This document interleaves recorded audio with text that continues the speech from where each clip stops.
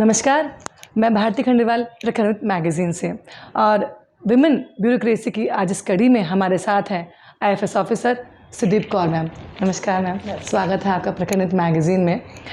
Ma'am वर्तमान में JDA में सीएफ के पद पर हैं और चूँकि आईएफएस ऑफिसर है तो राजस्थान के अनेक शहरों में इनकी एज ए आईएफओ पोस्टिंग हुई है और इन्होंने फील्ड पोस्टिंग में अनेक चैलेंजिंग दौर का सामना किया है। तो सीधे मैम से ही जानते हैं मैम आपकी सबसे पहले की जर्नी के बारे में।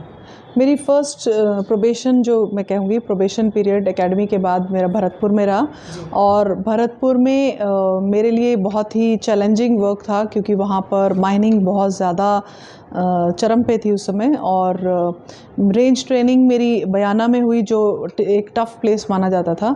वहाँ पर माइनिंग को पूरी तरह से बंद करने का जो कार्य है हमने किया और एक मेरे लिए जो कॉन्फिडेंस बिल्डिंग टाइम था क्योंकि एक नए जब हम आते हैं एकेडमी से फ्रेश ऑफिसर्स तो वो जो आप जब नए फील्ड में जाते हैं तो एक जब आप टफ़ डिवीज़न पहले ही कर लेते हैं, टफ़ फेज़ पहले गुजार लेते हैं तो एक आपका कॉन्फिडेंस अलग ही बढ़ जाता है। So definitely it has help me in that way.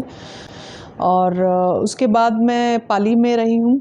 पाली में मैं एसीएफ के पद पर तैनात थी करीब 11 महीने तक और पाली में क्योंकि वहाँ पर जनरली घास बीड़ डेवलपमेंट और फॉरेस्ट का जो टिपिकल वर्क्स हम करते हैं प्लांटेशन वो उसके अलावा जो मेरे को एक नया काम करने को मिला जो कि शायद फॉरेस्ट डिपार्टमेंट के बहुत से लोगों को नहीं मिलता है। वहाँ पर एक कलेक्टर द्वारा गठित थी कमेटी, श्रीमान अमरीश कुमार सर उस समय वहाँ पर कलेक्टर थे। उन्होंने एक कमेटी गठित की थी, उसमें मुझे उन्होंने हेड बनाया और सभी विभागों के अधिकारियों को जो कि पोल्यूशन कंट्रोल बोर्ड से लेके या जो कि उसके एक जो डैम वहाँ पर था उस डैम के अंदर पानी भर रहा था, गंदा पानी आ रहा था। सो उस पानी में उसके जो ट्रीटमेंट के लिए कैसे उसको हम कर्टेल कर सकते हैं, कैसे लोगों को उसके साथ जोड़कर हम इसको प्रॉपर लेवल पे ला सकते हैं। सो उसके लिए I appreciate Amrish Kumar sir ने बहुत मेहनत की और हर हफ्ते में 2 दिन हफ्ते में एक बार वो उसकी बाकायदा नोटिंग होती थी एज अ जैसे judicial magistrate as a magistrate उसको सुनते थे। हियरिंग्स होती थी प्रॉपर और नोटशीट बाकायदा होती थी जिसमें एक हमारी जो डेली की एक्टिविटी उसमें हम लोग उसकी रिपोर्टिंग देते थे। तो आपने कोशिश करके वो जो पानी है जी, उसमें काफ़ी हद तक हम सफल रहे पूरा क्योंकि उसमें क्या है मेनली डाइंग इंडस्ट्रीज़ हैं पाली के अंदर।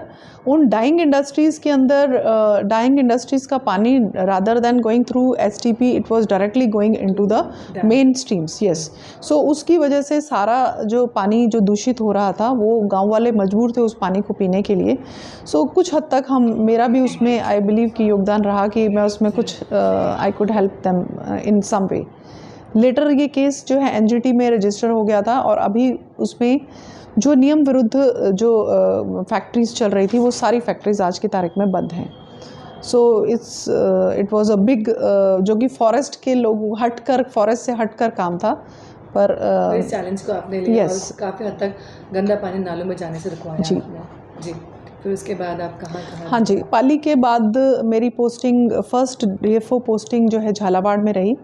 झालावाड़ इटसेल्फ सिंस पॉलिटिकली थोड़ा सा वो हॉट स्पेस है उसकी उस वहाँ पर काम करना भी मतलब एक आपको yes it's been challenging. Yes, but like again it was a learning for me कि पॉलिटिकल प्रेशर कैसे बिल्ड होता है और कैसे उसमें आपको काम करना आना चाहिए, वो मैंने वहाँ पर सीखा।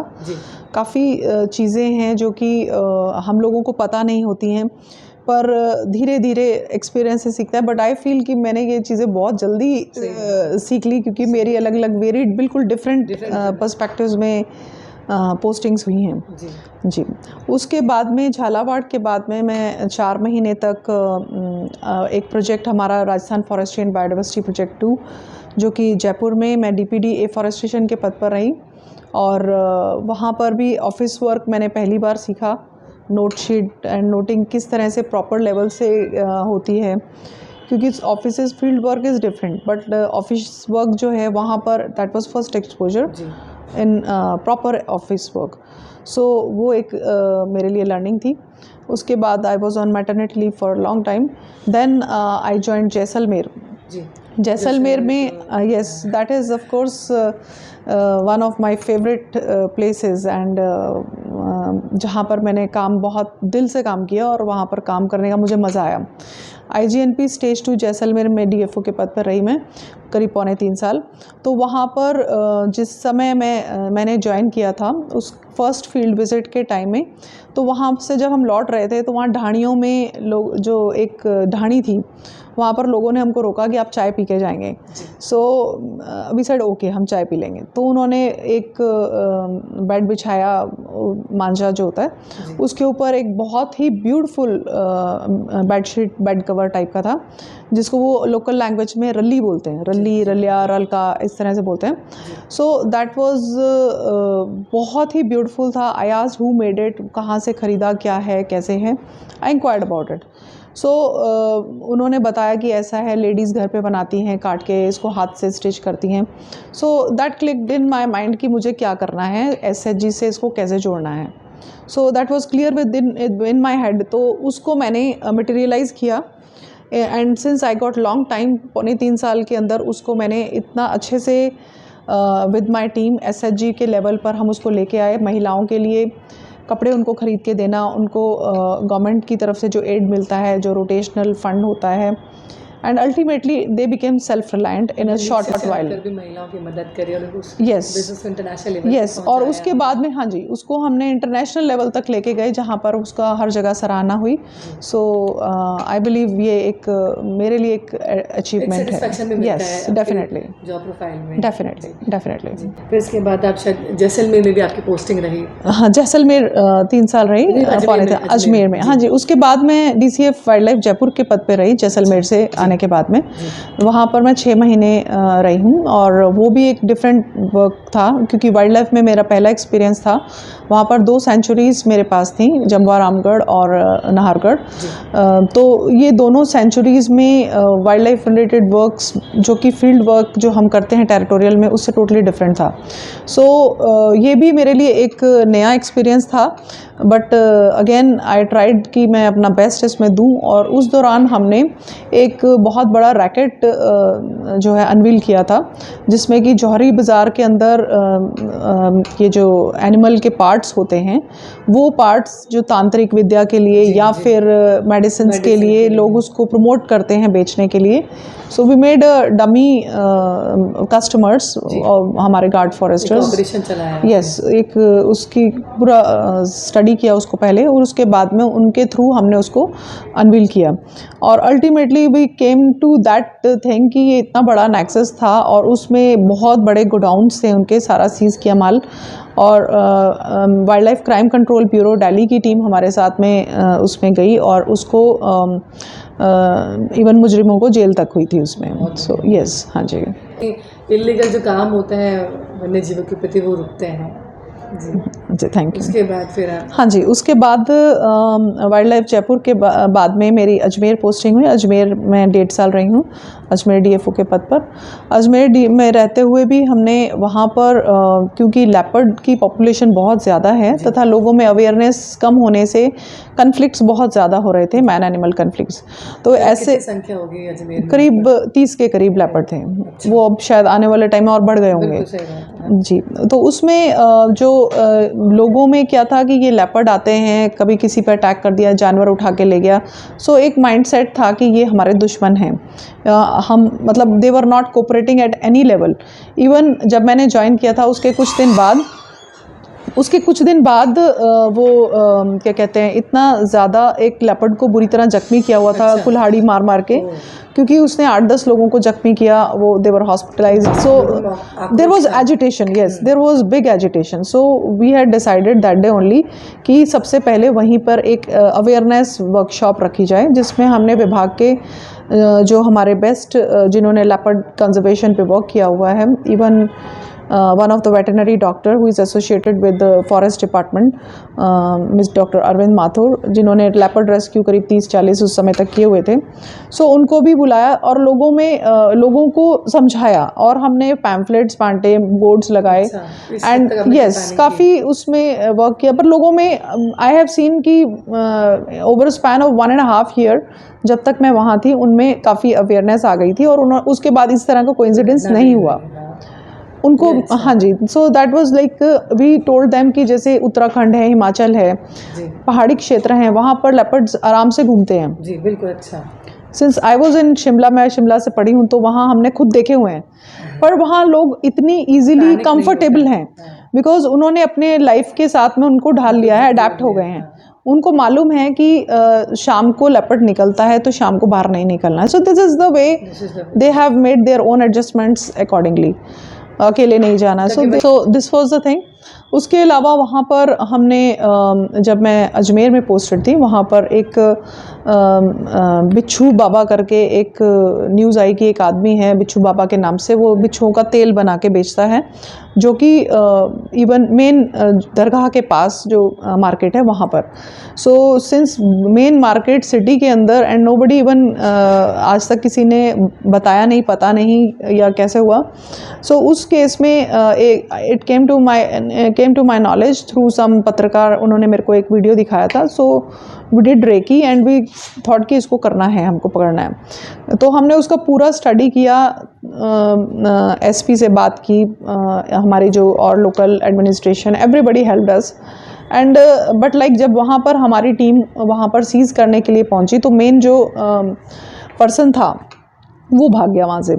बट उसका जो सहयोगी था उसको हमने पकड़ लिया, काफ़ी उसने इन्फॉर्मेशन भी दी और ultimately we were able to seize the whole material. उसको हमने प्रॉपर डिस्पोजल जैसे हम करते हैं वाइल्ड लाइफ नियमों के तहत वैसे किया और अल्टीमेटली दैट हैज़ पूरा कल किया उसको. और लास्ट में जब उस मेन पर्सन को पकड़ने के लिए हमने वेस्ट बंगाल की जो पुलिस के साथ कोऑर्डिनेट किया, but ultimately he surrendered and the case was like उसको लाखों की तादाद में बिच्छू. यस, लाखों की तादाद में बिच्छू थे और बहुत ही स्टिंक कर रहे थे. और वो पहाड़ी बिच्छू जैसे कहते हैं, राजस्थान के वो रेगिस्तान वाले नहीं थे, क्योंकि रेगिस्तान में थोड़ा ब्राउन कलर के होते हैं, वो ब्लैक.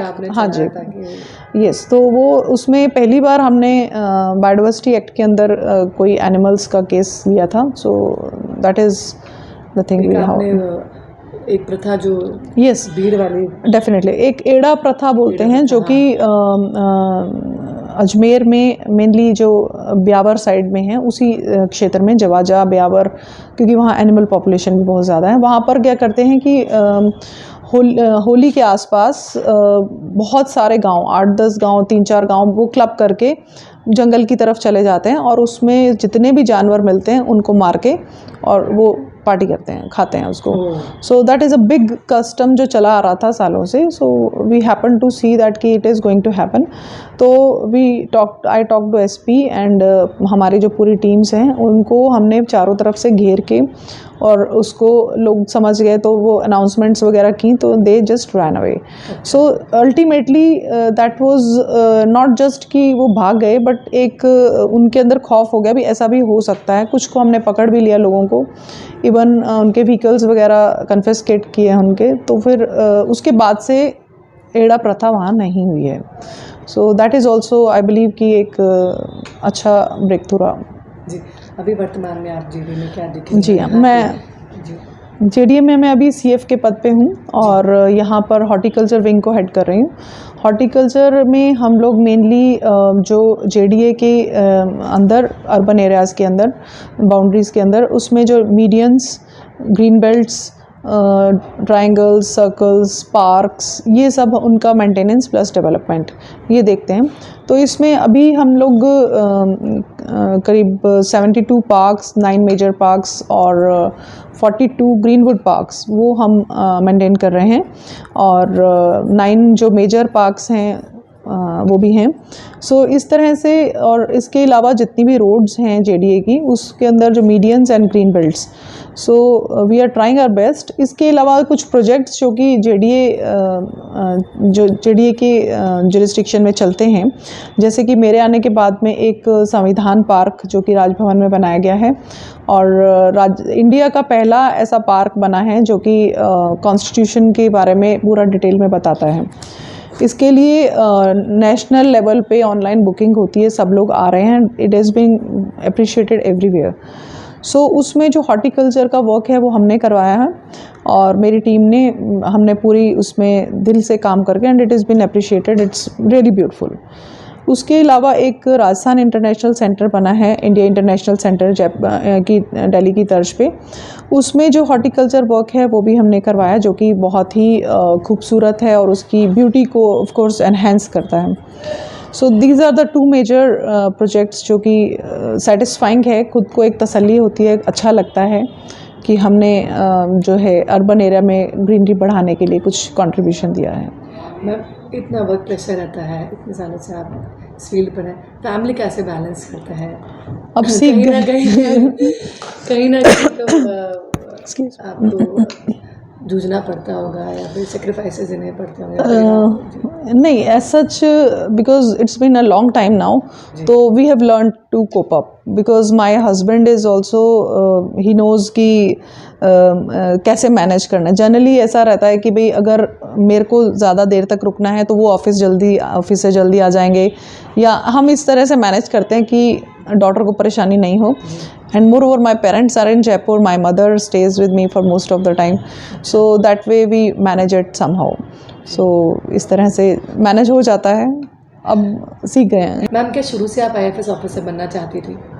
नहीं, मैं पहले डॉक्टर बनना चाहती थी। When I was in 12th class, my sister, Elder sister is doctor, तो घर में एक डॉक्टर बन जाता है, चले जाता है एमबीबीएस में, तो सब पे प्रेशर, मॉरल प्रेशर भी बिल्डअप हो जाता है। But like I had given exam also, पर मेरा उसमें हुआ नहीं। सो लेटर आई फेल्ट कि मुझे नहीं बनना है डॉक्टर, ये कुछ ज़बरदस्ती थोड़ा ही है कि घर में एक डॉक्टर है तो सभी डॉक्टर है। So I left that and I prepared. So then after doing my post graduation, I joined as lecturer, and मैंने 5 साल तक lectureship भी की।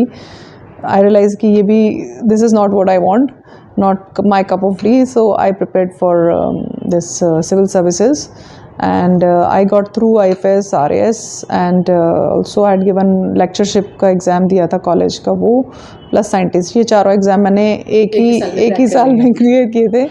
So I opted for IFS and I've joined that. और चूँकि आपने कहा कि जंगल भी आपको पसंद है, ग्रीनरी बहुत पसंद बिल्कुल है आपको, तो आपको यस, ये मेरी मतलब I enjoy working in forest and I enjoy my मेरा अगला सवाल है, आपके जंगलों से लेके कैसा अनुभव रहा? क्या फील्ड में बहुत ज़्यादा रहे हैं आप, तो जंगलों को और घने जंगलों को और रेतीले मैदानों को अपने बहुत करीब से देखा है। यस, कैसा अनुभव रहा? बहुत ही अच्छा अनुभव रहा है, बिकॉज हम लोग का ये, I say it's a blessing to be in IFS, because when you are in office, इतना ऑफिस वर्क, टेंशंस और प्रेशर, जैसे ही आप feel, you don't feel like working in office, you get up and go to the field, you just freshen up yourself, you watch out, आप अपना काम भी कर रहे हैं और आप मेंटली भी डिस्ट्रेस कर रहे हैं अपने आप को। मोर ओवर आप जो क्या कहते हैं, जो आप ग्रीनरी एंड उसका जो कोई बराबरी नहीं है, नो, कुछ अनमोल है वो। सो मैम, आप भरतपुर में भी एक बार रहे हैं, तो वहाँ पे आपने माइनिंग भी रुकवाई है, तो डकैतों से भी आपका सामना हुआ है? यस, एक बार हमको वहाँ पर जो बिग शॉट जो बोलते हैं डकैत टाइप के, जो पहले डकैत रहे थे, अब थोड़े वो पॉलिटिकल उसमें चले गए होंगे, तो वो उनका फ़ोन आया कि जो नई मैडम आई है, रेंजरनी मैडम आई है जो नई, उसको लेके आओ, हम मेरे को उनसे मिलना है। अच्छा। सो माई स्टाफ साइड की मैडम रहने तो आप मत जाओ। क्यों, क्या हो गया, हम चलेंगे अपने फील्ड में, जाएंगे, उसका वहीं पे ही है, आएगा वो आ जाएगा वहाँ पे, तो क्या। फिर we went there. And like वो जैसे फिल्मी स्टाइल में फर्स्ट टाइम मैंने देखा कि 2 लोग बंदूक लेके साइड में खड़े हैं and he was sitting like this and like typical जो फिल्मी style, yes. So but I was cool, मेरे को कोई फ़र्क नहीं पड़ रहा था, I was not scared also. So उसने क्वेश्चंस पूछे, आप कौन, क्या, कैसे, ठीक है बता दिया। तो फिर but like he was also, उसने कोई बदतमीज़ी या ऐसे नहीं बोला, बड़े आराम से बात की, जैसे जस्ट जानने के लिए बुलाते हैं, बोलते हैं, वैसे बात की। तो ठीक है, हमने उसको बोल दिया आप हमारे काम में इंटरफेयर नहीं करेंगे, हमारे जो जंगल में नहीं इंटरफेयर करेंगे। And he was very cordially he said no, we will not do. And he not even did that, so that was but like हाँ, but it was a good experience, अच्छा है। मैम मेरा एक सवाल, महिलाओं की awareness को लेकर क्या महिलाओं को क्या संदेश देना चाहती हैं आज जो हमारा पीरियड गुजर रहा है, चेंजिंग? यस, महिलाओं के लिए मैं ये कहना चाहूँगी कि उनको अपना वर्थ पहचानना चाहिए और अपने आप को समझना चाहिए, और ये समझना चाहिए कि आज की तारीख में महिलाएं किसी से कम नहीं हैं, किसी भी फील्ड में, कोई भी ऐसा फील्ड नहीं। हमने खुद शुरू से लेके अभी तक में इतने चेंजेस देखे हैं, महिलाएं इतनी आगे आई हैं, and I think this is like far ahead we have to go, और I am sure it will happen. Because मैं आपको ये भी बताना चाहूँगी, हम लोग 3 बहनें हैं, और my father has brought up, parents have brought up us like कि आप किसी से कम नहीं हो, किसी से नहीं डरना है, किसी से नहीं, and this is the way we are brought up. So this is what I will say, and कि सभी जगह पर सभी पेरेंट्स भी इस तरह से अपने बच्चों को, बच्चियों को आगे लाएं और उनको कहें कि भाई आप कर सकते हैं, girls definitely can do it. Top 4 girls ही आई हैं। हाँ जी, definitely, yes, you can see the change, trends change हो रहे हैं हर एक जगह पर, बदल रहा है, पेरेंट्स की सोच ही बदल रही है। यस।